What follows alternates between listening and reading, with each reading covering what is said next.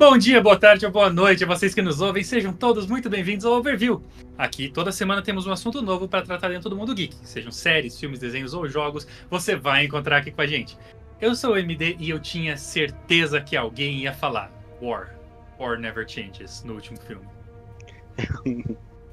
Eu sou o Silvio e para onde devemos ir?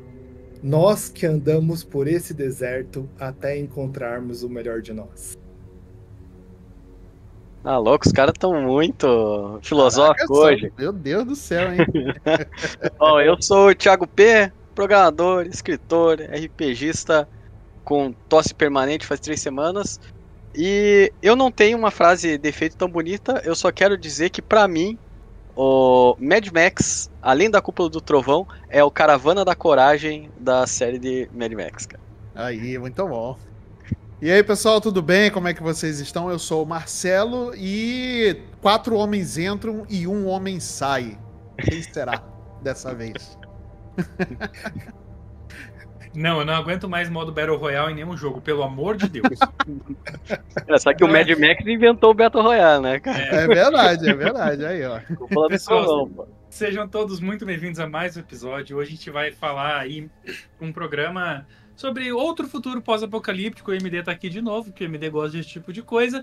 Carro, tiro, porrada, bomba, Chris Hemsworth, mais tiro, tinta prateada, drogas, comida, bastante combustível e mais um pouquinho de carro explodindo. Hoje a gente vai falar sobre o Marcos. O Marcos tá puto. Mad Max. A gente vai falar sobre a franquia, o mais novo lançamento desse universo, senhoras e senhores. E por onde a gente vai começar? Nesse deserto, ou seria um oceano, não sei, de informações? Vamos voltar lá para 1979 e, Thiagão, me dá uma ajuda aqui rapidinho, porque faltava um bom tempo para eu nascer ainda. Caraca, mas é um filho da mãe, né? Tem que lembrar, né? Toda vez tem que lembrar. Né? Cara, e ele chamou o Thiago. Será que o Thiago já tinha nascido? Eu quero dizer aqui que eu também não tinha nascido em 1979, ainda faltava ali, né, uns 6 anos. Porém, Mad Max, o primeiro filme, ele... A gente pode chamar ele de filme cult, na verdade. Foi um filme feito com um orçamento risível. Pegaram um tal de Mel Gibson, que ninguém conhecia, para fazer o papel principal. Até hoje é um ator meio meia-boca, assim, né? Eu acho que pouca gente conhece aí. E foi filmado na Austrália, que, sei lá, eu acho que o George Miller é da Austrália, não sei. Eu esqueci de pesquisar isso. Ele é assim. Ele é australiano.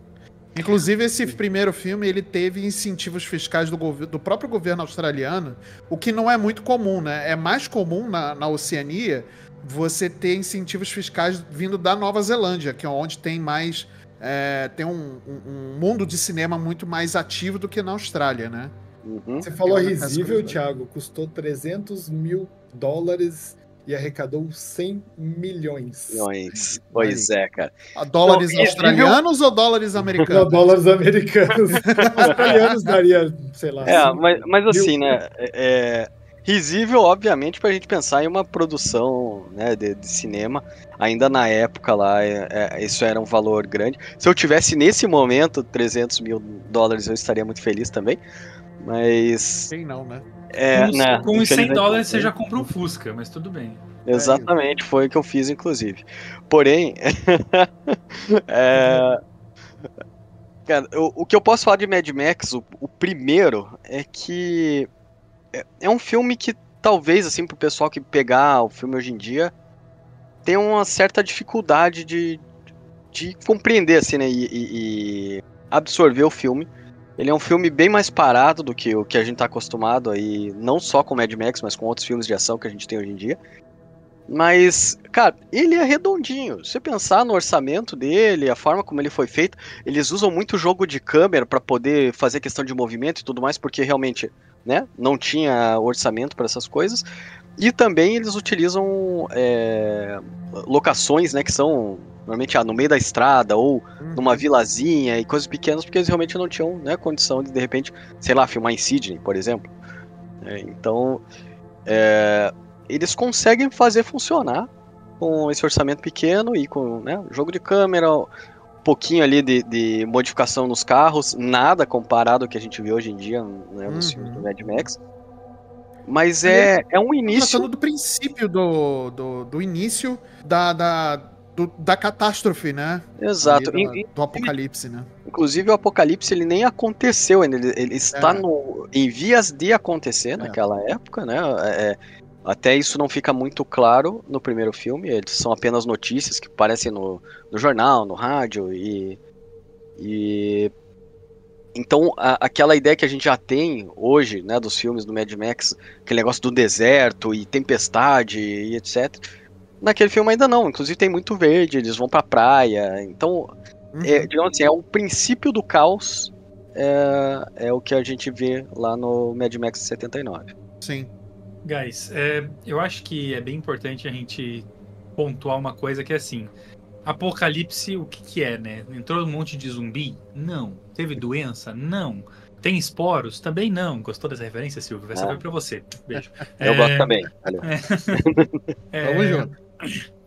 O Apocalipse é pelo que a gente mais teme hoje em dia, que eu acho que, pra mim, das séries de Apocalipse que existem por aí, as possibilidades, é uma das mais prováveis, né? Que é a falta de recursos naturais. Hoje, recursos naturais são escassos, não são renováveis, e logo mais, a gente não sabe o quanto logo mais, mas logo mais, vai dar uma quebradeira de todo mundo, porque vai acabar a água, vai acabar combustível, vai acabar o Diaba 4, vai virar tudo deserto, e por aí vai. E eu acho que essa é uma das coisas que mais encanta a galera que assiste, justamente pela possibilidade de isso se tornar real, né? Que é aquela coisa assim, cara, e o que será que eu faria nessa situação? Então, será que eu iria me unir a uma das gangues, que com certeza sempre vai ter gangue espalhada por aí querendo tocar o terror em todo mundo, porque agora não tem mais lei. Melhor, não tem quem execute às vezes, né? Porque tem lei hoje, a galera estorva igual. Ainda tem, né? Porque no filme, por exemplo, o próprio Mad Max, ele é um executor de lei, né? Ele é um juiz da estrada ainda, né? Que ali ainda tá naquele... Porque o filme, né? O primeiro filme, ele mostra, né? Até você me perdoa até te cortar, MD. Ele mostra exatamente o que acontece quando essas notícias de um princípio de catástrofe de escala global, né? Como o principal falta de recurso, que é a água, né? O que faz com a humanidade? Né? O que começa a acontecer? Criam-se gangues que vão tentar dominar territórios e principalmente dominar o que ainda resta do principal recurso, que é a água, né?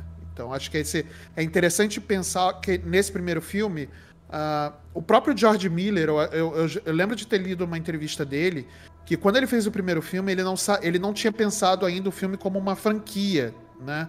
Que ele só foi se tornar franquia depois, quando estourou, né? Tanto que a gente trouxe a informação, o filme custou $300 mil e ele arrecadou mais de $100 milhões, então é um fenômeno, né? Assim, um negócio muito, muito espetacular, né?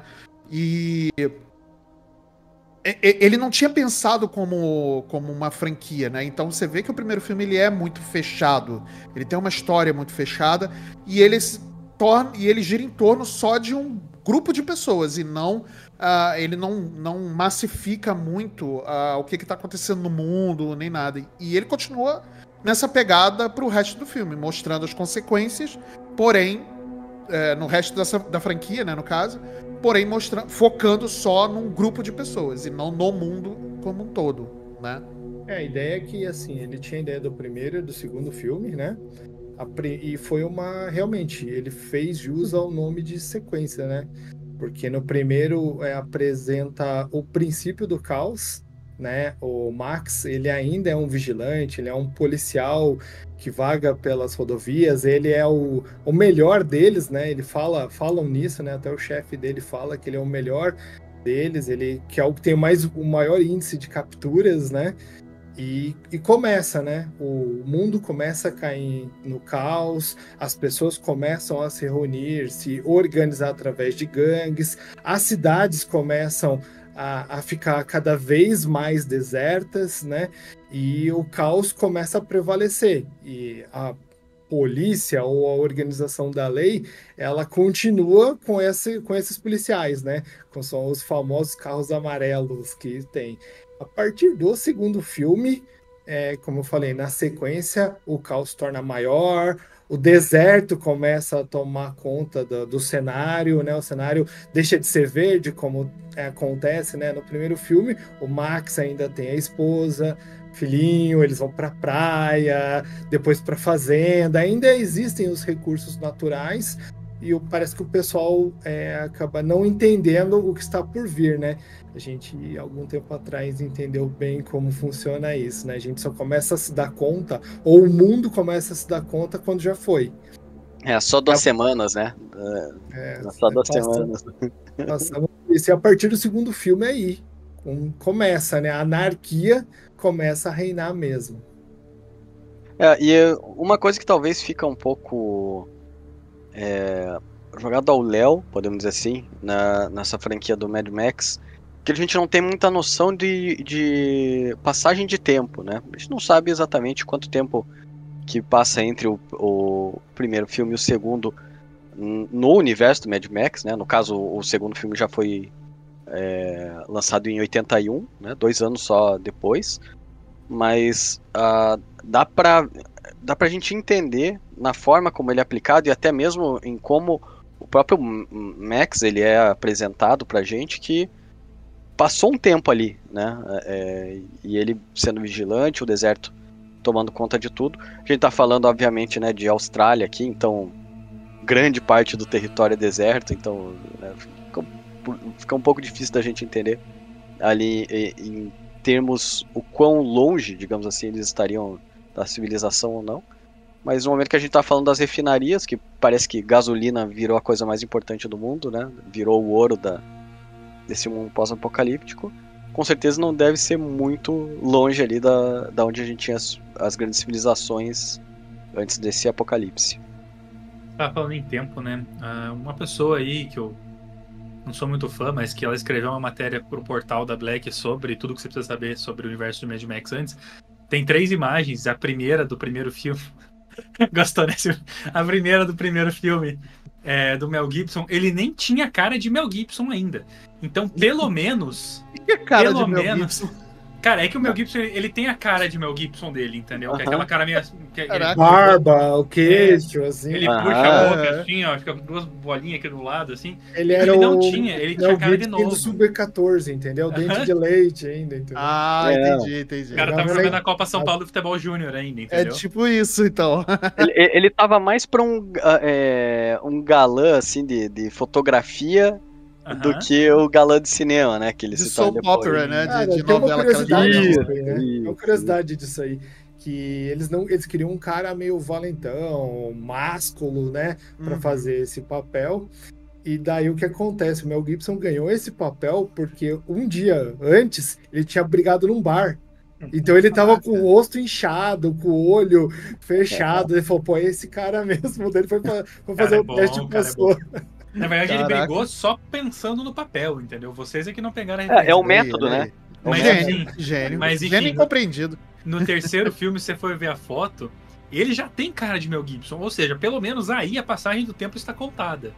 Entendeu? Se não for pelo próprio filme, a passagem já está contada. Eu acho que sinceramente, no segundo filme, ele tem cara de Mel Gibson. Segundo filme, ele apresenta. Também. Terceiro tem cara de Highlander, realmente. E no segundo filme aí, talvez, aqui eu posso estar viajando pra caralho, mas a foto que foi usada pelo menos na matéria, e que é uma foto já conhecida do segundo filme, é dele com uma arma na mão e o cachorro do lado. E isso é uma referência muito usada em Fallout, que provavelmente pode ter sido uma referência a isso, né? Porque, obviamente, principalmente no 4, né? Sim, especialmente no 4. Mas todo jogo, especialmente o 1 e o 2, você usa uma jaqueta de couro com um cachorro do seu lado. O Dogmeat, acho que é no 2 ou no 3, ele só te segue... Não, no 2, se eu tenho certeza. Ele só te segue se você estiver com a jaqueta de couro. E ficou, ó, perfeito. Eu adorei essa referência aí. Que, mesmo que seja involuntária, ficou muito boa, velho. É a assinatura do Mad Max, né? Cheiro de gasolina, couro, cachorro, vilões, gente esquisita, espalhafatosos isso. E pessoas esquisitas andando em motos e carros modificados. O próprio jogo é assim, né? também. Tem isso também. Cara, o segundo e o terceiro Mad Max, rapaz. É uma parada sinistra, irmão. Eles aproveitaram bem a época que eles fizeram o filme, cara. É verdade. Até no próprio jogo tem muito. Assim, eu sei que não tá na pauta, né? Mas falando assim muito rápido sobre o jogo do Mad Max, que é um jogaço, inclusive. Vive em promoção, inclusive, na nuvem, tá? Vai lá na nuvem que tá sempre em promoção. Ele pega muitos elementos dos 3 filmes pra compor toda a parte visual do jogo, né?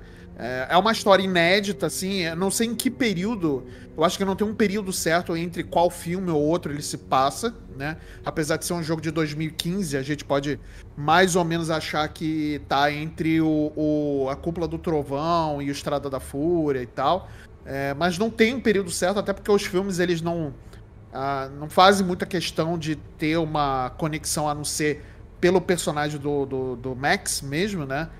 Então, cada um tem uma história muito, muito diferente, né? Então, são várias lendas ali, são vários contos do Mad Max, né? Então, é bem interessante você ver também por esse prisma, assim, né? Inclusive, assim, eu acho que o único momento onde a gente tem claramente alguém falando sobre passagem de tempo é no Estrada da Fúria, que é quando a Furiosa, ela fala quanto tempo fazia que ela tinha saído lá da Vila Verde, né? Sim. Então, 7 mil... Saído não, tinha sido tomada, né? Isso, exato. Que ela tinha sido raptada de lá. Ela fala em 7 mil luas, que dá mais ou menos 19 anos aí. Uhum. Então, essa é a única passagem de tempo que a gente tem. E uma coisa a gente, né, tem certeza, é que 19 anos antes da Estrada da Fúria, o mundo já tava um caco. Uhum. Cara, e vocês falaram eu não vi quem falou, mas sobre vilões espalhafatosos. E só tem nome bom em Mad Max. Nossa, é maravilhoso. Sim. Cara, é só nome, com perdão da negócio, é só nome imbecil, cara.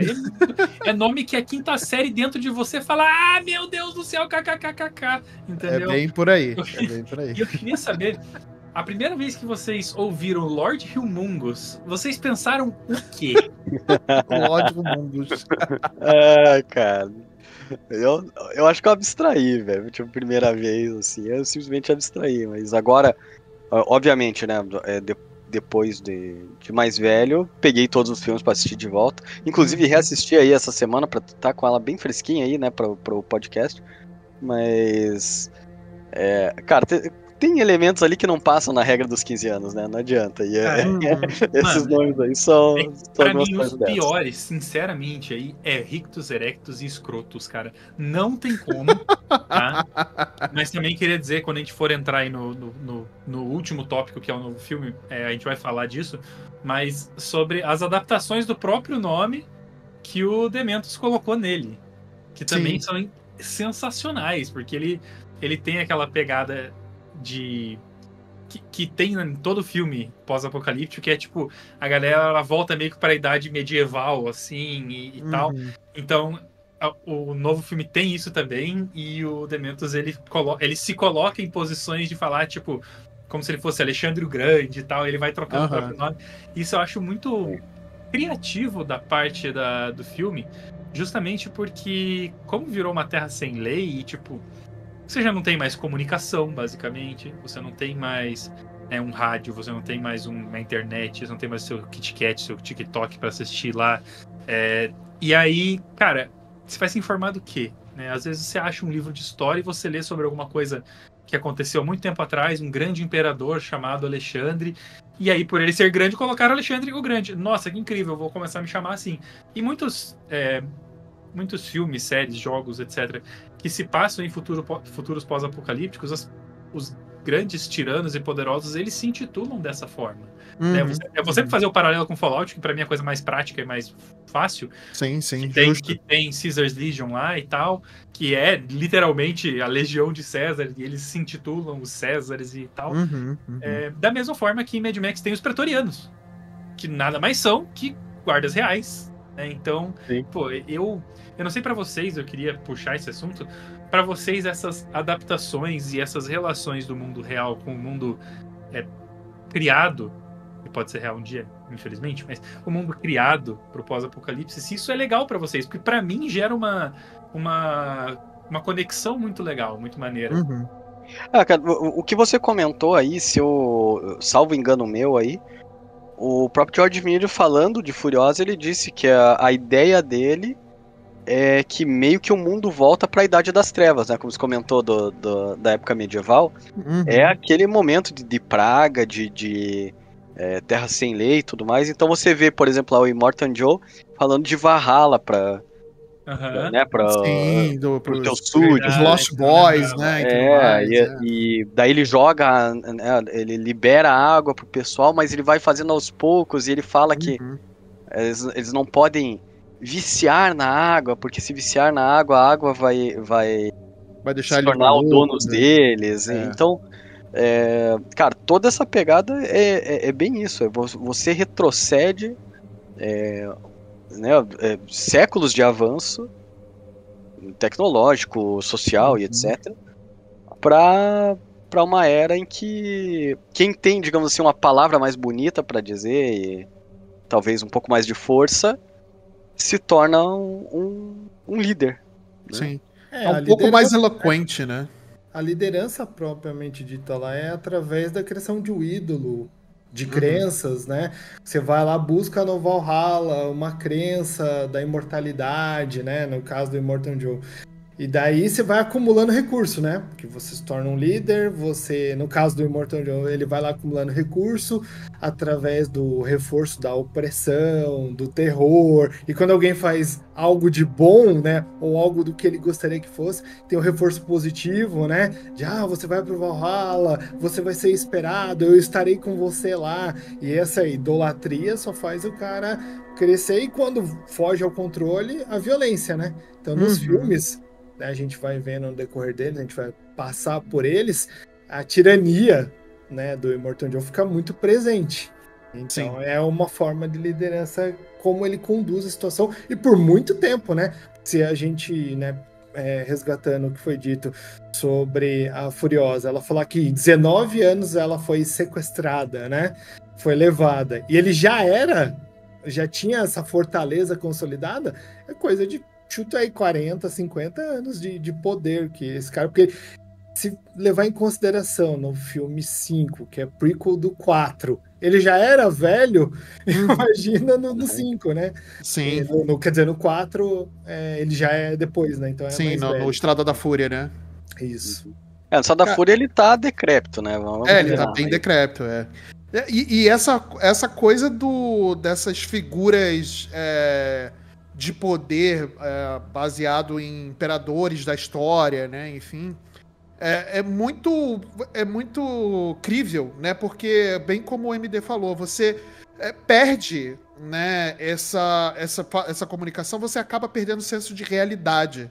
E o único ponto de realidade que você tem são os livros de história, né? Pelo menos os poucos que a gente sabe que sobrou ali no mundo. Porque eles não vão se basear, né, nessas figuras históricas, sabe, a troco. Assim, pensar, vou ser um imperador. Não, ele tem uma base de conhecimento. Então, a pessoa que é um pouco mais eloquente e tem um pouco mais de, talvez, poder psicológico para dominar um povoado, ele acaba se tornando imperador, né? Então ele acaba se tornando pelo menos o imperador daquela região ali, né?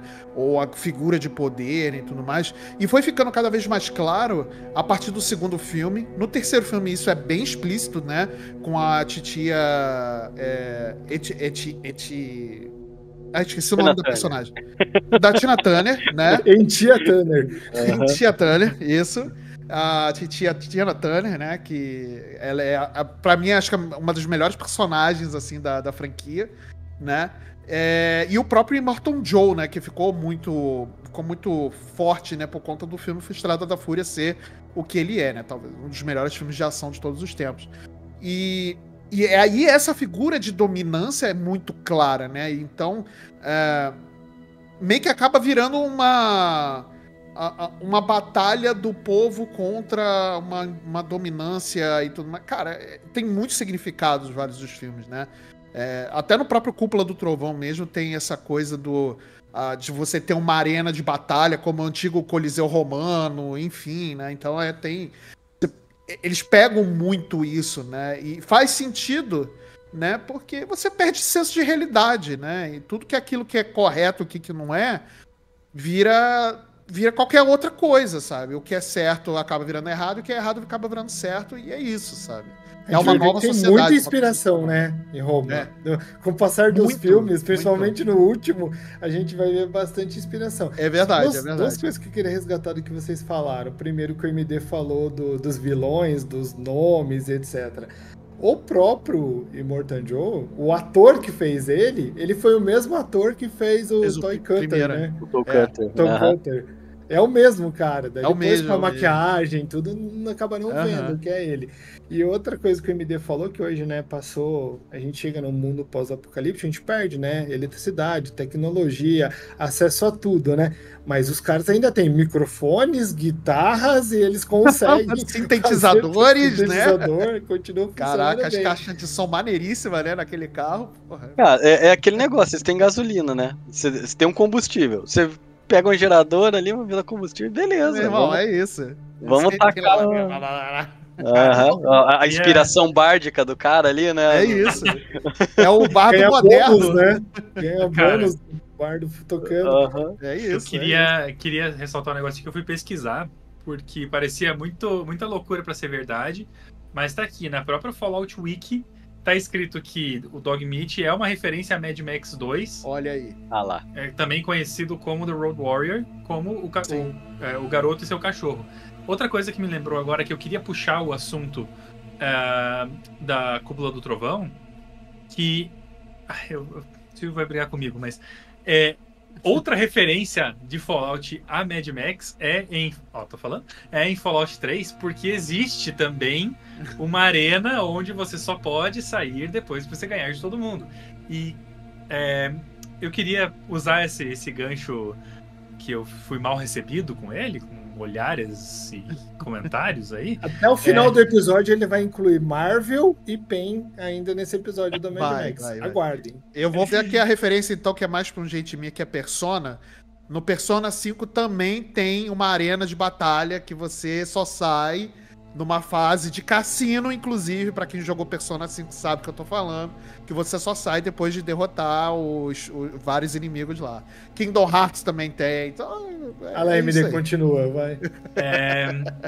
Enfim, eu queria usar esse gancho pra puxar o assunto do filme preferido do Thiago aí. Queria comentar aí sobre o filme, dar a lore do filme pra gente. Cara, Caravana da Coragem, Thiago? A Caravana da Coragem, né? Também conhecido como Além da Cúpula do Trovão. Bom, vamos lá, né? Quando eu era criança, esse foi o primeiro Mad Max que eu assisti, né? Tipo, principalmente porque, cara, a pegada da sessão da tarde que esse filme tem é impressionante. Então, na época eu ainda achava legal, né?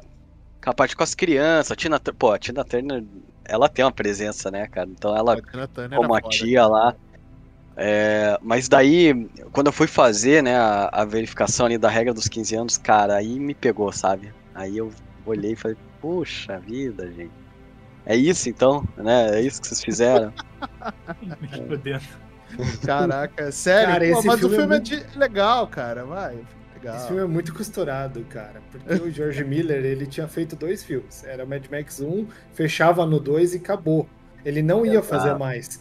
E daí ele tava com um projeto de um filme de crianças que iam ser resgatadas por um cara, e daí alguém virou pra ele e falou, olha, esse cara pode ser um Max. Daí ele falou, acho que eu posso juntar Circo de Soleil, que tem a cúpula ali, os caras fazendo malabares e não sei o que, guerra, daí todas as armas, o cara pegou uma motosserra, ele tá preso num cordão, tipo trapezista, assim, ele pega uma motosserra e luta, daí ele falou, agora tem os garotos perdidos ali, deixa eu pegar umas referências de Goonies, Caravana da Coragem, acho que vai ficar bom. Cara, então, o que você eu gosto, comentou... cara, eu gosto dessa miscelânea porque é exagerado, cara. É uma parada super exagerada. Isso E é eu, às verdade. vezes, eu gosto de uma parada super exagerada, sabe? É, É que óbvio que quando funciona, né? Tem coisas que são exageradas que não funcionam muito bem. Mas então, pra mim funciona bem. então esse é o ponto, porque assim, pra mim parecia que eles não sabiam pra onde que estavam indo, né? É Você isso. começa com aquela pegada do Mad Max mesmo, ele sendo. Ele se ferrando de novo, né? Porque é sempre assim. Ele começa se ferrando. Aí tá, beleza, Cúpula do Trovão. Tá, ainda tem aquela pegada dos outros filmes, principalmente do 2, né? Aí de repente mete umas crianças. Aí daí já. Daí depois vai vir as correrias no deserto com os carros. Daí no final a galera chega em Sydney, né? A Sydney destruída. Encontram o Nemo. Desculpa.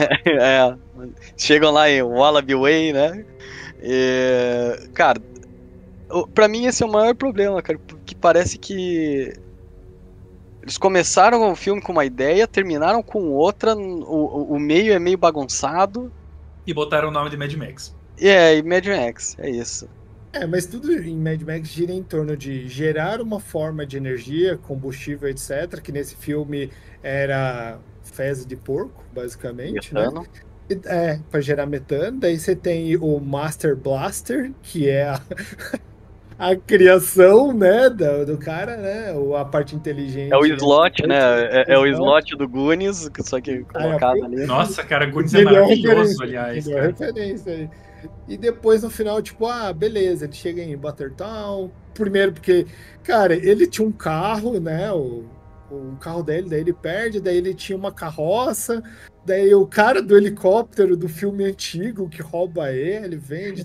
É um jeito de chegar, é um RPG. Temos que levá-lo para a cidade, entendeu? E fica meio perdido, né? Porque os caras, eles trabalharam super junto ali no Mad Max 2, de repente no 3 o cara tá lá de volta, mas eles mal conversam, né? Tipo, eles mal falam, pô, você de novo. Nada, cara. Nada. Eles só chegam e falam, você tem um avião, né? E no terceiro filme também temos um nome tosco para um personagem, que é Tia Entidade. A gente tava falando, né, da Tina Turner. O nome dela é Tia Entidade, que é outro nome que se faz uma referência a uma coisa, assim, megalomaníaca de pessoas poderosas do pós-apocalipse. E ela também usa um vestido de cota de malha, o que eu acho maravilhoso. Maravilhoso. Outra referência medieval, né? Outra referência do proletariado trabalhando para elite, né? Porque ela fica lá no reino, né? Etc. Sabe que ela tá sempre numa posição de altura e tudo mais e tal. Uns elevadores. Ninguém chega ali. Ninguém chega ali. Só a alta casta, né? Chega ali perto dela. Né? Enquanto a galera tá trabalhando no subsolo. No subsolo, no ou meio se degladiando. Das fezes. É bem isso. A galera está literalmente na bosta. E daí no terceiro filme você tem o que eu acho assim, que tinha tinha um potencial ali, né? Porque daí tem a revolta do proletariado, né? Que a galera de baixo lá começa a segurar as informações, daí é que a tia chama o Mad Max pra tentar resolver a situação. Então, essa trama é legal, mas o problema é que o Mad Max 3, ele de novo, né? É um produto do tempo dele. Sim. Naquela época, ano de 85, cara, tinha que colocar criança em tudo. É verdade. Tem, cara. Sabe? É verdade. Tinha que ter uma criança prodígio, protagonista. Tinha que ter a criançada, tinha que baixar a classificação etária, né? O efeito Bucky Barnes nos quadrinhos, cara. É o efeito Bucky Barnes, cara. É isso, cara. Porque, né, pô, no filme de 81 tem nudez, cara. Tem. Tem. Largado pra negócio caramba. Mais. Ele é mais 18 anos, né? Esse ele tá mais pra PG-13 e tal. Tanto que, mesmo tendo bastante cena de violência, né? Parece ser ele quase não tem sangue, né? Não é gráfico. Incrível que pareça, assim, não tem, né, aquela coisa gráfica como tem no Mad Max 4, no 2, no 1 principalmente, né? Então é mais uma parada PG-13 mesmo, foi feito para um público geral mesmo, né? A gente encerra, né? Eu tava todos falando os mutado, kkk. dos anos 80, dos anos 70, 80, 90, e daí a gente tem o salto temporal, né? Que daí se a gente vai pro Estrada da Fúria, né? De 2015, Já- Cara, Já são- trabalhando na era da nostalgia, né? Que É verdade. a Virou reformulação. um negócio, né? Nostalgia. Aham. sim. Eles Que falam, pô, a nostalgia virou um produto É. que é muito lucrativo, vamos resgatar alguma coisa. Vamos pegar um filme da década de 80, a gente pode filmar lá em Nova Gales do Sul, lá na Austrália, né? Não vamos. O único filme que não é filmado na Austrália é o Estrada da Fúria, né? Que é filmado na Namíbia. Que, Sim. né? Enfim. Aliás, falando em nostalgia e anos 70, 80, me surpreende, e aqui não tô zoando, me surpreende que ainda não tenha sido feito um remake, um reboot, uma homenagem a Embalos do Sábado à Noite. Putz, é verdade. Porque tá Tem faltando. muita referência na cultura pop, Tem. né? Mas não tem remakes, nem Mas- remaster, nem nada. Mas teve de Footloose, né, cara? Que tá Sim. logo ali, ó. Né? verdade, Então, calma, é o que calma. dava, né? Daí o que aconteceu? O George Miller tinha, né? Falou, pô, tá acabando os meus recursos, né? Ganhei muito dinheiro com o Mad Max, eu só sei fazer isso. Aham. Baby Porque Depois também. ganhou bastante com 300, né? É, tem Mas- Baby também. Baby. Daí ele falou, pô, vou chamar o cara que já participou do Mad Max, né? Pra quem lembra do primeiro Mad Max lá, o mecânico, quando der aquela treta lá do Tull Coulter lá, que ele vai atrás da esposa do Mad Max, aquele mecânico é o roteirista do filme 4 e 5 do Mad Max, tá Olha aí. ligado? Nick Lataurus. Não, aí, lá. ó. Olha, viu? Tudo reaproveitando. Ah, você já Exatamente. conhece mesmo, né? Daí, pô, beleza. Vamos fazer um filme, vamos. Mas, cara, o Mel Gibson acho que não vai topar, não, cara. Tá caro agora, né? Então vamos chamar um cara aí, o Venom, Aham. pra fazer o reboot. Né? Cara, Que eu é- gosto do Tom Hardy, mas ao mesmo tempo eu olho pra ele em Mad Max e eu acho que ele não tem cara do Mad Max. Sinceramente. Cara, eu acho que tem. Não eu me acho que tem, incomoda. cara. Não me incomoda. Eu tenho uma teoria aí, né? Que é o seguinte. E é uma coisa que pra mim é um ponto super positivo do Estrada da Fúria e mais ainda agora em Furiosa, a gente vai comentar um pouco mais pra frente.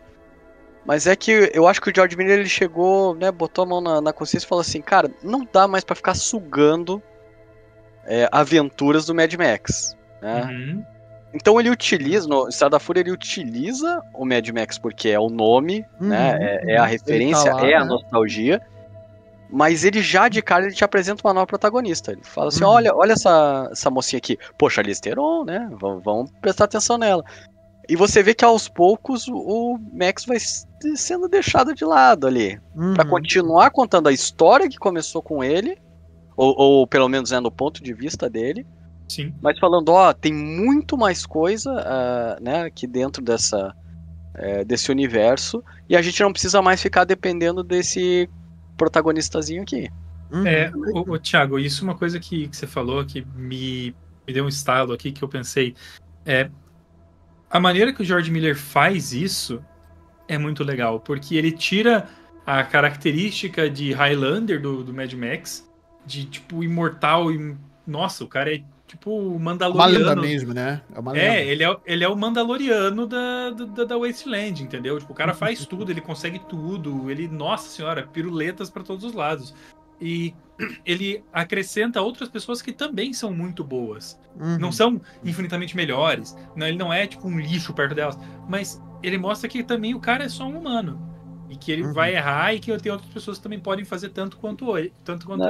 Isso, ele não é o Chosen One, né? Exato. É. Perdeu o essa poder. característica de Chosen One, Sim. de Mas ele que é um também- cara. Não, desculpa, perdão, pode falar. Ele perdeu aquela característica que Star Wars tentou repetir que deu errado com a Rey, né? Então eu achei eu ia que chegar ficou aí. legal. Uhum. Ficou legal. Eu ia chegar aí, mas bota a polêmica mais pra frente, não tem problema não. Vamos lá. Mas é um cara que o Max, né, principalmente agora na Estrada da Fúria, né, a gente vê que ele é um cara que tá totalmente inserido naquele mundo que cada vez mais se afunda na loucura mesmo, né? No desejo de controle e tudo mais. Ele é um cara que tá muito inserido. Então, se ele é uma lenda, né? É porque cada vez mais ele se insere naquela loucura. Ele desce uma escada, um patamar a mais na loucura que é aquele mundo. Na secura, no quão vil e às vezes bondoso ele precisa ser, né? Para poder alcançar os objetivos dele, né? E a gente vê isso muito no Estrada da Fúria, né? A gente vê ali facetas do Max que a gente não tinha visto antes, né? Dele chegar a ameaçar um grupo de mulheres que tá fugindo, né? Sem interesse sexual nenhum nelas e só querer pegar água e ir embora, pegar o carro delas e ir embora e deixar elas ali, dane-se.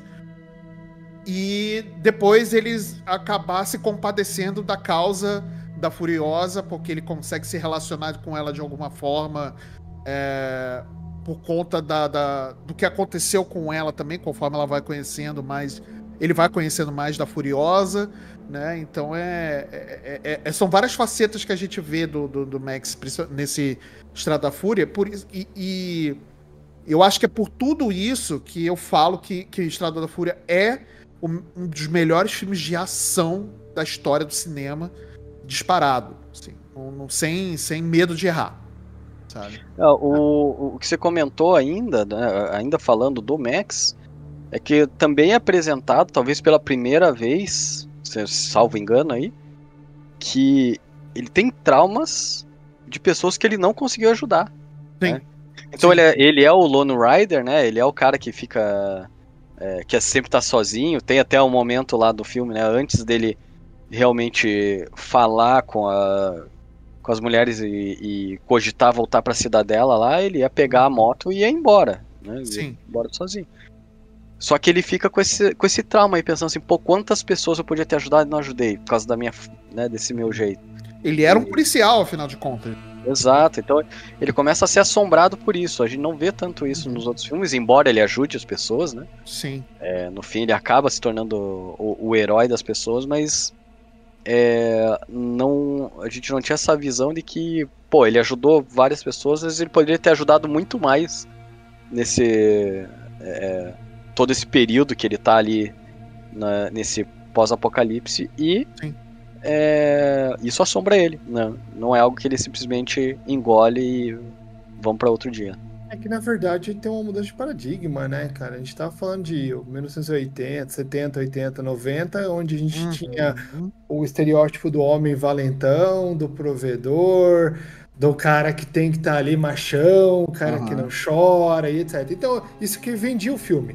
Demorou só 30 anos para as pessoas entenderem, né, que o mundo mudou e que isso precisava ser refletido nos filmes. Tudo bem que os efeitos do filme continuam práticos, né? Quase que 80% dos efeitos quase não tem CGI, né? Dublê, efeito prático, etc. Mas toca, né, nessa mudança de filmes. Primeiro, vamos dizer assim, a primeira leva dos filmes, 1, 2 e 3. E daí agora para o filme de 2015 e de 2024, primeiro a transição, ele teve essa sacada, ou seja, ele olhou para o cenário e falou, cara, o mundo mudou. Eu não posso manter um cara valentão, bad boy, porque hoje o telespectador, o mundo quer uma outra pegada.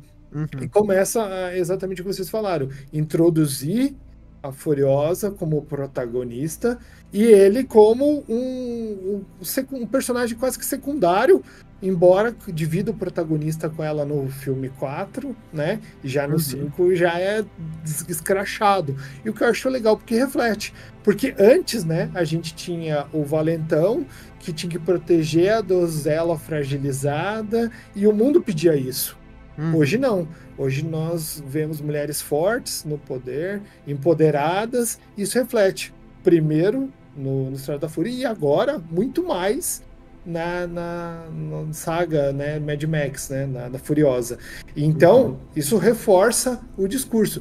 E de uma forma que, principalmente nesse último filme, porque assim, no filme da Estrada da Fúria fica assim, de onde que ela veio, o que aconteceu, e etc. Não tem muitas explicações de prelúdio. Já nesse filme ele usa para criar todo esse contexto para que ela não se tornasse uma personagem rasa e que desse brecha para o reforço do discurso da lacração. Agora vamos lacrar em cima disso, mulher empoderada. Isso acaba silenciando muito, porque com esse filme explicando tudo e amarrando muitas coisas, outras não, que a gente vai falar mais pra frente, mas assim, explica bem e reforça bem a personagem, então também interessante. Inclusive, né, o Marcelo falou, né, que o Estrada da Fúria é um dos melhores filmes de ação aí dos últimos tempos, realmente, né, é difícil você contestar isso, mas se tem uma coisa que a gente percebe assim é que ele tá um pouco raso na questão de narrativa, né? Eles falam da Vila da Fazenda Bala, da Vila Gasolina e tal, mas fica muito superficial. A gente vai lá e beleza. E daí no meio do caminho que né, a Furiosa lá desvia o caminho e dá toda a confusão que dá no filme. Cenas maravilhosas, obviamente, né? Mas fica muito cru sobre o que era a Cidadela, o que eram essas vidas, por que ela tinha que fazer esse comboio. Aí vem o filme 5 e te entrega tudo isso. Mas eu acho que não era o foco do quarto filme, né, o Estrada da Fúria, mostrar exatamente a fazenda de bala, né, e a Vila da Gasolina, né? Eu acho que não era exatamente foco. Eu acho que era mais um motivo de precisa fazer esse comboio. Inclusive foi uma dúvida que a minha esposa teve quando ela viu o filme recentemente, porque ela só viu a primeira vez agora, né? A gente viu junto, né, e tudo mais. E foi essa dúvida de falar, mas por que tem esse comboio e tudo mais? Aí eu, assim, o meu entendimento é que era só não precisava explicar muito, e às vezes você realmente não precisa, porque às vezes você acaba esticando a corda do filme, explicando coisas que elas vão ser descartadas logo de cara na narrativa, e você perde muito tempo explicando por que tem que ter isso e tudo aquilo. Era só um pretexto para Furiosa sair de lá com as outras mulheres, né? Com as mulheres do Immortal Joe, né? Então, era só esse pretexto. Então, pra mim, foi muito ok eles não precisar explicar nada, sabe? Eu gostei deles terem explicado que é um prequel, mesmo pra quem não tinha entendido, né? Enfim, fica muito claro. E no final do filme, ele vai lá e assina, né? Porque ele pega cenas do filme 4, do Estrada da Fúria, e inclui e fala, se você tinha alguma dúvida, aqui eu tô mostrando pra você. Você tá precisando desenhar pra você? Cara, e uma cena do filme, né, do 5, que ele pega a câmera de cima e vê o Max no carro e vendo ela, assim... Aquele fanservice maroto, né? Tem bastante fanservice nesse filme. Sou fã, quero service, olha aí. Errado não tá pra mim, mas tudo bem. Também não, eu adoro um fanservice. Adoro. Pode Tudo jogar. Tudo bem bastante. de filmes antigos, podemos falar do último e partindo pros finalmente, MD. Vai lá, MD, você é o jovem daqui, então vai lá, fale do filme mais novo, já que você... Cara, eu, assim, como o Marcelo comentou, eu acho Parece muito Fallout, né? Pior que esse eu não achei tanto quanto os outros, sinceramente. Olha só, hein? Olha aí. Hora, hein? Pois é mesmo. Cara, esse filme me surpreendeu justamente pelo motivo que o Marcelo comentou agora há pouco. No começo, eu me perdi muito, porque o primeiro filme que eu vi foi Estrada da Fúria. Então, eu não sabia o que estava acontecendo. Eu sabia que tinha um caminhão muito maneiro, com gente voando para tudo quanto é lado, se balançando nos postes e explodindo coisa. Esse era motivo para mim o suficiente para eu assistir. Entendeu? Aí eu fui atrás dos outros filmes, eu li aquele texto maravilhoso que foi colocado no portal da Black, falando sobre os outros filmes, para poder entender. Sim, eu li antes do cinema, apesar de você estar me provocando sobre aquilo, seu Silvio. Desculpa. E agora, Furiosa, ele traz de volta aquelas pessoas que viram, curtiram e não entenderam lufas do que estava acontecendo. Ele vai explicar uma coisa que, como o Marcelo falou, né, aquela questão de esticar a corda demais, que se fosse no filme anterior, ia perder todo mundo com a contação de história, ia ficar muito chato. E eles conseguiram balancear isso com uma história que é recheada de ação. Ele expande a lore de Mad Max de uma maneira que nenhum outro filme fez, porque eles explicam as coisas, eles mostram as cidades, eles criaram do zero as 3 fortalezas, né? E isso é muito importante para quem tá de fora, porque aí vai pegar e vai falar, pô, agora eu quero assistir de novo os outros para ter noção do que tá acontecendo, né? Ou pelo menos agora eu vou ter a referência do que tá acontecendo. E você fazer isso criando um personagem badass pra caralho, desculpa aí o francês, mas badass demais, assim, a ponto de você falar, nossa, que pessoa foda, né? E aí você entendeu o que estava acontecendo antes, por que ela, tava dirigindo um fucking caminhão, matando todo mundo e fazendo piruleta pra tudo quanto é lado. Eu sei que é pirueta, tá, pessoal? Antes que venha a gente me encher o saco. Tá bom, gente. Piruleta, tá certo, é isso aí mesmo. Defendo o MD, tá acima e embaixo. Piruleta é muito mais legal que pirueta. Pô, muito melhor, muito melhor. E interpretada por Charlize Theron, inclusive. Que, cara, tem um braço mecânico, tipo, sabe, ela já era estilosa, você aumenta essa lore e ela fez, eu comentei com o Thiago na saída do cinema, fez tudo o que o filme do Han Solo não fez, que é expandir a lore e expandir a história de um personagem foda, sabe? Exato. Então, me surpreendeu. Era o filme pra fazer isso, né? Pra fazer essas explicações, exato, expansões e tudo mais. O Estrada da Fúria, não. Era pra ser só mais uma história do Max com a introdução de mais um personagem. Exato. Então, por isso que você perder tempo explicando muita coisa, você perde audiência, né? Já esse não, você tá introduzindo a história de uma nova personagem, ela tá introduzindo o background dela, então precisa explicar muita coisa, precisa perder um tempo explicando algumas coisas e tal. Então, é o filme pra isso, né? Foi correto, né? Sim. Porque primeiro você resgata o público com o filme. Sim. A adrenalina, a energia, a ação, explosão, carga explosiva no nível do talo. E daí fala, beleza, interessante. Gostei. Agora eu quero assistir o outro, né? Daí que você vai explicar. É mais ou menos como você tá jogando RPG, você joga a galera num dungeon, deixa ela se ferrar um monte, vai lá, sobe de nível, agora eu quero acompanhar porque o cara tá mais forte, não sei o quê. Não, vou explicar a história de origem dele. Ele era um guerreiro que lutava com espadinha de madeira, ele era um mago que estudava, ele era um clérigo que ficava... E assim... Alô, Baldur's Gate.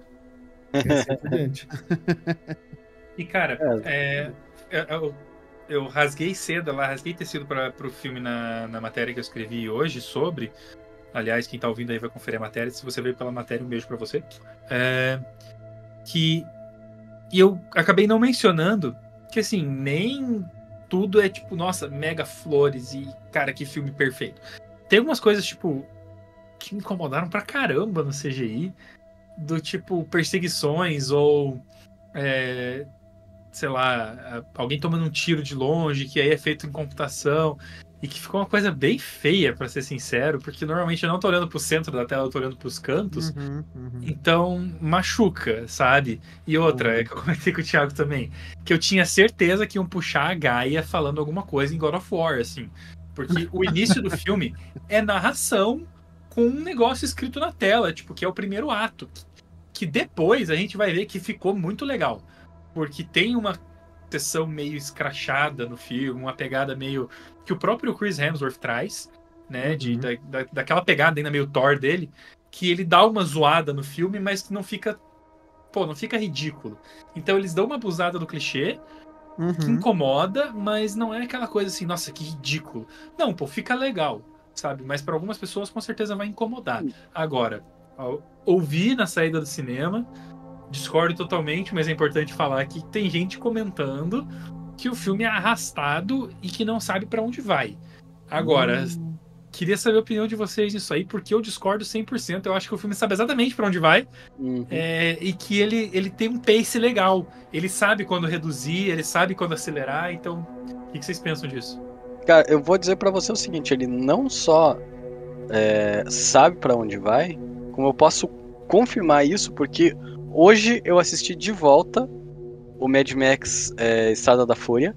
Ah, tá, achei que você fala Furiosa. Eu falei, Não, caraca. não. Eu estou com você, Pô, Thiago. Eu fiz gostaria. exatamente isso hoje. Só pra ter certeza. Você ligava as coisas. Tudo se encaixa. É impressionante. Ele sabia exatamente o que ele tava fazendo, cara. Uhum. E assim, né, só fazendo um parênteses aí falando do Chris Hemsworth, né, que você comentou que ele faz a parada do Thor. Pra quem não assistiu, né, vamos tentar não usar muito spoiler aqui mesmo, porque o Marcelo ainda não assistiu, né? Mas pra quem tá acostumado a ver ele como Thor ou fazendo tipo os filminhos de comédia dele, cara, esquece tudo isso. Ele tem os maneirismos, ele é um vilão excêntrico. Cara, vilão não, eu vou chamar de antagonista. Ele é um muito bom como antagonista, antagonista. excêntrico. Ele, você vê nele, assim, como a gente tava falando antes, né, do cara que quer ser o líder e se apresenta como alguém maior do que os outros, superior aos outros, para poder ter o domínio dos seus subalternos, etc. Mas você vê uma pegadinha de insegurança nele. Ele não tá confiante no que ele mesmo fala. E você vê muito disso no filme. Isso é reforçado muito com os adjetivos que ele usa. Toda hora ele tá se adjetivando. Daí ele chega numa parte da história, acontece alguma coisa, ele já captura aquele adjetivo pra ele e já muda, né? Como o Alexandre o Grande, né? Que foi a referência. E muitas referências, muitas não, mas algumas referências de Roma Antiga e de impérios que aconteceram. Mas ele, cara, na minha opinião, já que a gente tá falando do antagonista, né, do Demetrius, além disso, essa pegada e esse quê um pouco de excêntrico, mas também de meio que fanfarrão, ele me lembra em alguns aspectos Capitão Jack Sparrow. Assim, nos maneirismos, na forma como ele pega. Sim. Daí ele se aproveita. Ele é um cara, eu pensei depois disso que ele é oportunista. Ele vê uma oportunidade 100%. e agarra. Acontece um negócio lá, com cores, etc. Daí ele fala, agora eu sou não sei o quê, O dessa vermelho. cor, enfim, muito etc. bom, e vai. E ele vai escalando. E quando dá tudo, ou as coisas não caminham como ele gostaria, até ele cita no filme. Quando a gente não pode vencer, a gente se adapta. E daí ele vai lá e acha. E, cara, ele é um bom estrategista, tudo. Só que, como o Thiago falou, ele tem esse quê de insegurança. Isso tá reforçado também no final, numa parte do filme. Ele fala também das pessoas que ele perdeu, tudo. Volta também naquilo que é muito bem trabalhado no roteiro, das pessoas que ele perdeu, da mesma forma que o Max fala no filme 4, que é as pessoas que ele não pode ajudar, e ele guarda essas recordações, né, no ursinho, enfim, etc. E ele, por muitas vezes, ele tenta ajudar a Furiosa. Ele tenta proteger e etc. Mas, assim, tá tudo jeito bem dele, amarrado. Ô, Silvio, você comentou do Jack Sparrow, ele não deixa de ser um pirata do mundo pós-apocalíptico. Ele saqueia, ele raida comboios, ele rouba, ele tenta... pede parlamento, parlamentação. Ele das pessoas que ele saqueia, ele seleciona algumas para andarem com ele, para servirem a ele. Então, não deixa de ser um piratão também. Uma coisa que o Thiago ele falou que ele assistiu hoje, né? Eu também assisti e eu voltei para ver novamente a cena. Cara, é muito legal o quanto eles aproveitam do filme 4 para transcrever no filme 5, trocando os personagens e, sabe, reforçando algumas coisas, estereótipos, seja como a gente falou no passado, né? Do Cúpula do Trovão, que você tem o proletariado trabalhando para o Império continuar, né? Isso continua sendo, né? Porque a gente, como o MD falou, tem a lore e ela é aumentada, né? Ela é detalhada. Então a gente tem, né? O feudo, a gente tem as fazendas trabalhando, a troca, o escambo, né? Continua tudo funcionando. Mas o que eu queria falar é que, assim, a mesma frase que o Demetrius fala para Furiosa no final do filme 5 é a mesma frase que o Max fala para ela, o Max fala pra ela no filme 4, quando ele fala assim, não tem esperança, e não sei o que, não, tudo perdido, tudo. Cara, quase que as mesmas frases. E na cena, quando eles estão no caminhão, né? E a Furiosa olha pra ele, na câmera, tá ela de fundo, o Max de frente, e ela tá olhando pra ele, e tipo, caramba, alguém já me falou isso, né? E daí ele, puta, isso é muito legal de acontecer, de que eles reaproveitarem e reforçarem os diálogos e estereótipos. Outra coisa também eu não tinha captado tanto quando eu assisti o Furiosa, né? Mas aí vendo o Estado da Fúria de volta, pra mim fez sentido. Porque, o Marcelo vai concordar comigo, apesar de todo, né, de todo o problema lá que teve entre o Max e a Furiosa e as mulheres lá no primeiro filme, parece que ela meio que confia muito rápido nele, né? Naquele momento que eles param no penhasco, lá no desfiladeiro, né? E falam, ó, pra ligar a máquina é aqui, a hora que eu falar você tem que cair fora. E daí mas nesse ali filme 5, é que nesse filme 5 a gente é apresentado por um personagem chamado Jack, tá? Que, cara, ele é meio que o tutor da Furiosa quando ela é mais nova, né? Pode ter gente ali que vai querer passar por uma história de romance e tal. Eu não vi dessa forma, eu vi mais uma questão mais de irmandade mesmo. De professor e aluno, né, e tal. Isso, e ele, cara, ele tem muita pegada de Max, assim. Então a gente volta ao que a gente tava falando 100%. antes. A gente fala assim, cara, o Max não é o melhor cara do mundo nesse mundo, não. Ele é muito bom no que ele faz, mas tem outras pessoas que são tão boas quanto. E daí a gente também é apresentado esse Jack, que é um cara ali que é parelho, que se fosse os dois na Cúpula do Trovão lá, ia dar uma briga bonita, né? Entendi. Então eu acredito que, assim, no filme 4, ela meio que vê nele, sabe? Esse Jack, lembra dele, e fala assim, não, talvez seja um cara que dê pra confiar. Pelo menos foi a impressão que me deu, assim. Porque foi o cara que estendeu a mão pra ela, né? Como eu não vi o filme, né, então, assim, fazendo um comentário muito rápido sobre isso, como eu não vi o filme ainda, né, pra mim, ela, no filme 4, A Estrada da Fúria, ela não tinha outra opção a não ser confiar naquele estranho, que era a única opção dele. Ou você confia nele pra tentar sair daquela situação, ou todo mundo vai morrer. E vai ser tudo em vão, sabe? E eu acho que ela não tinha outra opção, pra mim, né? E eu comprei, pra mim eu comprei, né? Eu não sinto que ela confiou muito rápido a troco de nada, sabe? Eu digo sim, num geral, né? Algo que se pode reclamar a respeito disso, não necessariamente aconteceria, né? Ficar escancarado. Mentira. Sim. Tipo, levando em consideração que você tá no mundo pós-apocalíptico, que você não confia nem na sua própria sombra, porque pode ser alguém disfarçado, não, faz sentido. Você confiar na vida das pessoas que estavam ali na mão de alguém que, surgiu. Mas era uma situação extrema ali também, né? Assim, Sim. Era uma situação extrema. Existem pontos de vista, assim, eu realmente, pra mim, era uma situação muito extrema, né? Que talvez no lugar dela, óbvio, eu não vou dizer que faria igual e tudo mais, mas talvez eu fizesse a mesma coisa, sabe? Porque a gente não tem como dizer que vai fazer igual ou não, porque a gente provavelmente nunca vai estar numa situação assim, né? Então...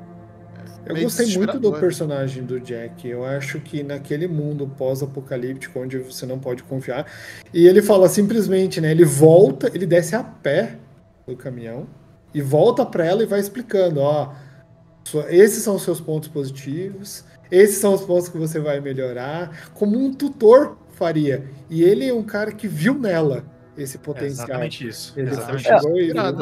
Não só viu esse potencial, como reconheceu que ele só sobreviveu àquele ataque graças a ela. Né?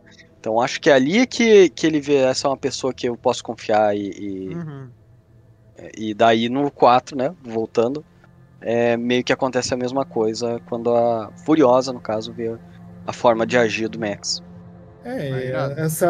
Eles conseguindo recuperar a fórmula, né? Eles utilizaram a fórmula e só foram mudando os personagens, como a gente falou. E interessante disso, né? De tudo que aconteceu, que é recorrente durante o filme, essa troca fraternal. Eu também vejo isso, tipo, um pai e filha, um irmão, enfim, ajudando o outro, e quanto eles são fiéis um ao outro em todos os momentos, de parceria mesmo. Então, nisso foi muito legal. Fiquei, né, alguns pensamentos do tipo, imagina as academias na Austrália, né, cara? Deviam estar todas lotadas, né? Porque quanto de figurante que tinha, né? E o quanto de tinta branca que foi utilizado. Também. Outra dúvida que me remete é como que a gente controla uma biga de 3 motos com... Três Harley, né, ainda. 3 Harley, o cara vira, né? Outra coisa que eu achei legal foi a explicação de como que aquela tinta branca é feita. Porque no filme... A tinta branca da pele dos Lost Boys, é esse? Eles explicam como é que é feita essa tinta, e eu achei muito legal, porque apesar de o personagem do Chris Hemsworth ser completamente coringado da cabeça, ele é esperto, né? Ele é oportunista. É um louco consciente, né? É. Como diria o nosso Choris. O Big Cryer. E ele leu bastante, né? Porque ele tem a biga de 3 Harleys, o cavalo de Troia é utilizado, Sim. As referências romanas, né? Caraca, então, fora muito que forte, ele tem né? aquele senhor que é um dicionário ambulante que ele tem também. E ele venera a própria moto como se fosse uma deusa. Então, pô, eu achei... indo já para os nossos finalmente aí... Todos eles veneram, né? Cada um Sim, tem a sua moto como... E cada um mas é tem que a o seu dele é a mais mentor. legal porque ela é cromadona, né, velho? E cada um Cromada tem um e mentor brilhante, também, né? aí. Porque o Thiago viu o filme 4 de novo, ele viu que o Immortal Joe também tem a historiadora dele, né? Que fica lá nas mulheres, né? Cada um tem com a pele igualzinha, né? Com a pele que ela tem tatuado um monte de ensinamentos e tal no corpo inteiro. Muito interessante. Então, Maneiríssimo. indo para nossa finaleira aqui, eu queria dizer que eu achei o filme surpreendente. Eu odeio chegar a dar uma nota pro filme porque não sou crítico, então gostaria de dizer que é um filme que vale a pena você comprar o seu ingresso e ver, especialmente no IMAX. E para finalizar, falando em IMAX, eu gostaria de agradecer a Espaço Z que proporcionou essa experiência pra gente no IMAX aqui em Curitiba, na pré-estreia. A gente pôde assistir antecipadamente para nos prepararmos para o programa, para nos prepararmos para escrever os textos. Sei que o Thiago também está preparando mais um... Quanto preparar, eu falei, né? Eu sei que o Thiago também está aí esquematizando um novo conteúdo também sobre Mad Max para vocês. Então, provavelmente, quando esse podcast sair, ele já vai estar quase saindo o conteúdo. Então, fiquem de olho. Furiosa, para finalizar. Nota quantos carburadores pra Furiosa? V6, V8 ou V10? Vai lá. Eu diria que são 2 motores V8, igual tem no caminhão. Enfim, cara, gostei demais, me surpreendeu muito, ligou muitos pontos que estavam soltos na minha cabeça e me fez, como eu disse já pro pessoal depois do filme, me fez ter vontade de assistir todos os filmes de novo. Então é isso. Eu vou ficando por aqui. Cara, eu acho interessante. Pra mim foi um nota 8 de 10. Porque é interessante como se encaixam as coisas, mas ainda fica um quesinho do tipo... Tá, eu espero que com o filme 4 e 5 amarra tudo e fecha tudo. Ou seja, por favor, para de fazer caça-níqueis, encerra aí, aprenda com essa lição e deixa a história fechada. Porque esse filme explica o 4 e o final do 4 encerra tudo, né? Pelo menos o que seria, né, a crueldade de como é feito. Gostei das personagens e também de não ter medo de matar personagens, tanto no 4 quanto no 5, né? O Nux, que teve a redenção dele, e depois nesse o Jack. A forma como é criada a história, a jornada do herói, da Furiosa, empoderando uma personagem feminina, mas tendo conteúdo. Não simplesmente colocando ela lá, porque tem que ser pronto, como a gente vê escalações de algumas mudanças de filmes, quando muda de homem para mulher, ou a questão racial para incluir, só para lacrar. Então, assim, o filme é bem fechadinho, ele amarra bem. Então, assim, o filme 4, que ele era uma perseguição e desvairada, enfim, ganha um significado, e os personagens também. Então, esse seria a nota 8. E só complementando o que o MD falou, se você fosse crítico, você só ia falar mal do filme, né? Porque eu conheço algumas pessoas que são críticas, Vamos elas só vão criticar. criticar o filme. Vamos Então, falar que o pedra filme é letra, né? O pedra arrastado. letra mesmo. eu gostei bastante. Para quem estiver ouvindo até aqui, aconselho fortemente para ir assistir e assistir o 4, que está disponível, se eu não me engano, na Max, eu acho. Isso. Vai, Tem a assista versão que vai... preto e branco também na Max, tá? Quem Legal. puder, assiste a versão preto e branco também, que é... Cara, é outro filme. Se eu não me engano, todos os Mad Max do 4 pra trás estão disponíveis no Prime também. Não, a Cúpula do Trovão é o único que tá só na Claro, né? É verdade. No Now. Isso. Tá. O terceiro filme tá pra aluguel no Prime Video. O 1, o 2 e o 4 estão no na Max. Então Exato. você pode ver lá. E estendeu os agradecimentos a Espaço Z, que forneceu, né, os convites para a gente poder ir. A gente conversou com o pessoal que a gente queria gravar o podcast, que a gente tem conteúdo. Diferente de alguns, a gente não ia falar só do filme, a gente ia explicar tudo e contextualizar. Então, agradecer ao pessoal da Warner também, que é fabuloso com a gente sempre. Thiago e Marcelo, vocês aí para encerrar. Bom, para falar do filme, né, foi... Como eu cheguei a falar, né, eu falei até nos stories aí da Black, pra quem acompanhou, é a primeira vez que eu assisto um prequel e gosto, né, pra mim normalmente prequel ou é inútil ou é pior que inútil, né, e esse é exatamente o que ele faz. Ele não só te apresenta da onde veio a pessoa, não, ele te apresenta um mundo, né, ou como é que tá aquela situação, explica questões, cara, políticas, né, questões econômicas, e de uma forma que não é chato, sabe? Não é um TED Talk ali. Não, eles simplesmente mostram na prática pra você ali, eles fazem um show do Theo animal, e a gente tem a ideia do todo, pelo menos daquela região ali, do que a gente viu no Estrada da Fúria, né? Chris Hemsworth, pra mim, ó, é digno de indicação a Oscar, tá? De coadjuvante aí. Como eu falei, ele é antagonista, ele não é vilão. Inclusive o diálogo final dele, né, com ela, cara, você consegue traçar vários paralelos com a Furiosa, com o Max mesmo, com o próprio Morton Joe, enfim.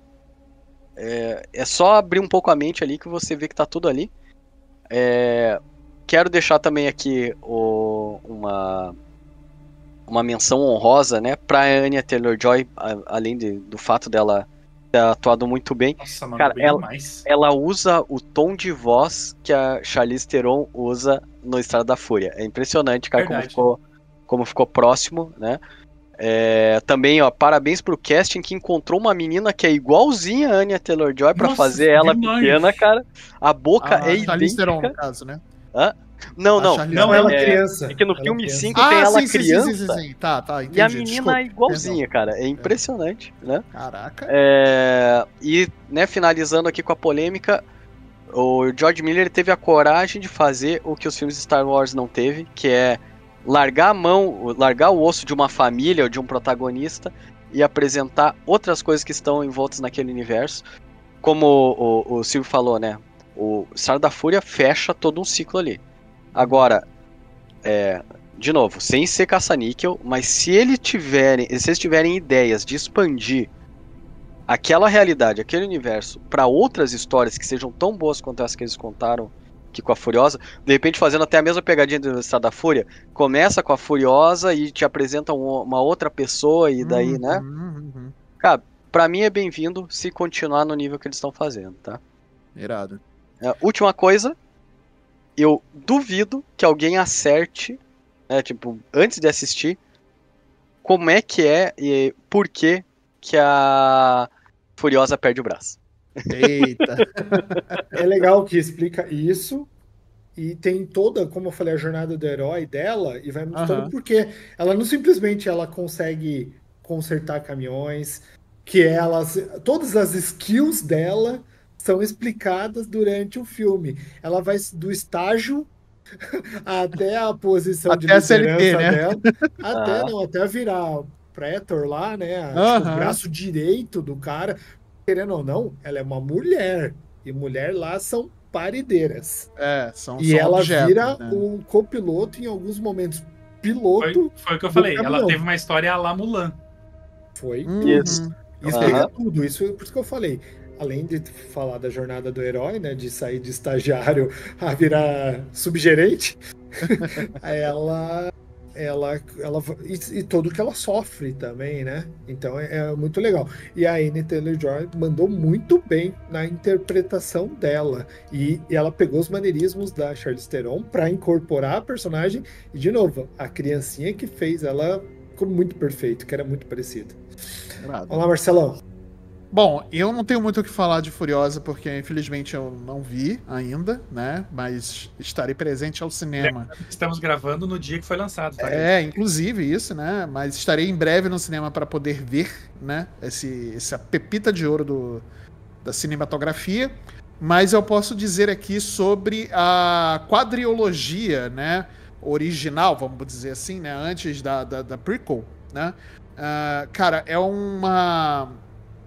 são filmes que eles contam histórias distintas, eles giram em torno de um personagem, mas são filmes muito únicos, né? Apesar de serem tudo dentro da mesma franquia, eu acho que o que pra mim vale nesses filmes, e acho que é o que mais se destaca pra mim, é que cada filme é uma história diferente. O primeiro é muito diferente do último, que é diferente o segundo é diferente do terceiro, o terceiro é diferente do primeiro. Então, assim, são histórias separadas dentro de um mesmo universo, contadas sobre a ótica de um personagem, mas eles conseguem ser filmes bem particulares e bem próprios, cada um a seu modo, né? E você vê uma clara evolução da forma de contar essa história, de mostrar esse mundo, conforme os filmes vão passando. Óbvio, tem a melhoria da tecnologia, ajuda pra caramba, né? Mas, mesmo assim, você vê que são evoluções, né? São pequenas e grandes evoluções, desde o primeiro até o Estrada da Fúria, que é o caso onde eu vi, né? E eu acho que é uma saga, né? E eu acho que dá pra dizer assim, que eu acho que não tem como não dizer, que é muito mais do que uma franquia, ele é uma saga de fato, que vale a pena você maratonar, tirar um sábado, um domingo, pegar uma sessão, pegar a pipoca, sabe, ficar em casa vendo os filmes, depois vai no cinema, ver Furiosa, porque pela palavra aqui dos meus companheiros de bancadas, é um filme excelente e que vale a pena você pagar o ingresso, que hoje, infelizmente, tá caro o cinema, né? Então vale a pena você ir no cinema para poder assistir. E eu sempre aconselho a ver certos filmes no cinema por conta do visual e do áudio, né? Além da história, de ser uma história muito bem contada, às vezes o audiovisual, né, ele fica muito mais apurado, né, quando você vai no cinema, né? Então, vai no cinema ver, assista os outros 4 filmes em casa e, cara, se deleite e jogue o jogo também, aproveite, jogue o jogo também, que ele tá baratinho, você consegue encontrar ele baratinho por aí. Pra quem o PC, novamente, nossos companheiros da nuvem aí colocam sempre um preço bem camarada, né? Eu vi esse jogo outro dia, R$5 no site da nuvem, gente. R$5 esse jogaço. Tipo, sei lá, 30 horas, 40 horas, 60 horas de diversão pura por 5 pratas, irmão. Na moral, esse é incrível, é incrível. Então, compra o jogo, assista os filmes e, cara, se deleite com uma franquia, com uma saga que é muito, muito especial, muito, muito particular. E não cai na história de que isso é um Waterworld que se passa no deserto, não, tá? Que Waterworld esquece essa meleca aí. Na verdade é o contrário, né? O Waterworld que tentou ser um Mad Max na água e não deu. Não, é porque o pessoal fica, mas é porque, né, é o Waterworld, não sei o quê. Não cai nessa história, não. Pegando o gancho do Marcelo para finalizar, se puder, vai no IMAX, né? Onde a gente teve a oportunidade de assistir. Realmente é muito bom. É outra coisa, velho. E vai lá, agradecer a galera, pipoquinha e tudo mais.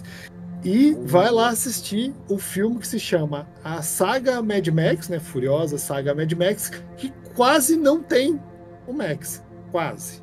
Tem um fanservice lá. Mas é isso, pessoal. Vamos despedindo de vocês. Sou o Silvio. Obrigado pela audiência. Continue seguindo a Black no portal, nosso podcast. Tem para todo tipo, para todo gosto. Tem de mangá, anime, RPG, true crime, cultura pop, esportes e tudo mais. E o portal, notícia todo dia, quase toda hora. Abraço.